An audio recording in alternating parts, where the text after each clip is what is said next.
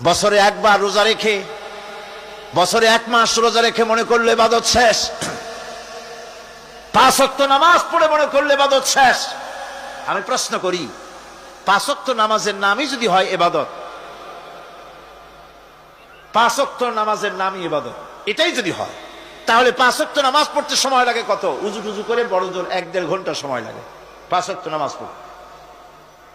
তো এর নাম যদি হয় ইবাদত, তার অর্থ কি দাঁড়াবে?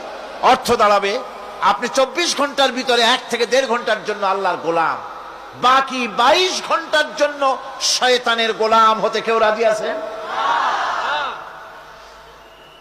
রোজার নামই যদি হয় শুধু ইবাদত, তাহলে তার অর্থ দাঁড়াবে বছরের ভিতরে 1টা মাসের জন্য আপনি আল্লাহর গোলাম, আর 11 মাসের জন্য শয়তানের গোলাম হতে কেউ রাজি আছে? তাহলে বিষয়টা কি? বিষয়টা হচ্ছে নামাজ, রোজা, হজ, যাকাতই শুধুমাত্র ইবাদত নয়, আনুষ্ঠানিক